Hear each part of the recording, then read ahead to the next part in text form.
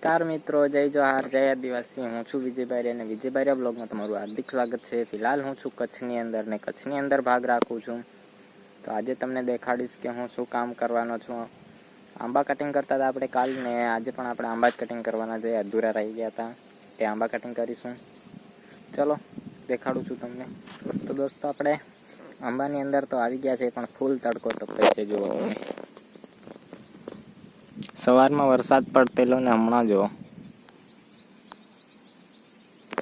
બધું ઉગડી ગયું છે ને ફૂલ તડકો તપી રહ્યો અને ગરમી પણ ફૂલ થાય છે। આવામાં તો આંબા વધારે કટિંગ થવાના નથી। તો તમે જોઈ શકો છો કે આપણે આ લાઈન આવી ગઈ હતી, અહીંયા સુધી થઈ ગઈ હતું, અહીંયાથી આવે બાકી છે। 5-6 જેવી લાઈનો કટિંગ કરવાની બાકી છે, એ કટિંગ કરી નાખીએ। પછી આપણે રોટાવેટરનું કામ છે, પછી ખારેકની અંદર કામ રહે। તો દોસ્તો સેજલ પણ આવી છે જો કામ કરવા માટે। આંબાના લાકડા પાછળ કાપતી આવે છે। જો આવા જો હું કટિંગ કરતો આવું છું, એ લાકડા કાઢતી આવે છે પાછળ। તો હવે આપણે આ કટિંગ કરી નાખીએ। એક લાઈન થઈ ગઈ છે ઠેઠ સુધી, આ 2 આંબા બાકી છે તો એ કરી નાખીએ। ગરમી ઘણી થાય છે યાર। તો દોસ્તો આપણે હવે આંબાની 2 લાઈનો રહી છે કટિંગ કરવાની।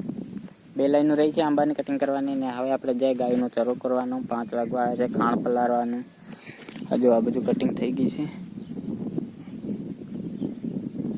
આ બધી કમ્પ્લીટ કટિંગ થઈ ગઈ છે। આ નાનકા રોપા પણ કરી નાખ્યા છે। હવે આપણે ખાણ પલાળી નાખીએ, ગાયનો ચરો કરી નાખીએ ને પછી ગાયની વાત જોઈએ। દવા છાંટી દઈશું એવું છે ટાઈમ રહે તો રૂમની આજુબાજુમાં ખડની। તો દોસ્તો આપણે હમણાં હવે ગાયો માટે ચરો વાળીએ છીએ। જો ઘાસ ગજરો જો આટલો વાટી લીધો છે, હજી આ વાટવાનો છે થોડોક વાટી લઈએ પછી આપણે ગાયની રાહ જોઈએ। તો દોસ્તો આપણો ગજરો વઢી ગયો છે ગાય માટે। જો તો મૂકી દીધો છે દોસ્તો। હવે આપણે 1 પંપ દવા છાંટી નાખીએ, 1-2 પંપ અહીંયા ઘાસની આજુબાજુમાં ખડની। તો આજનો બ્લોગ અહીંયા પૂરો કરીએ છીએ। જય જોહાર, જય આદિવાસી, બાય।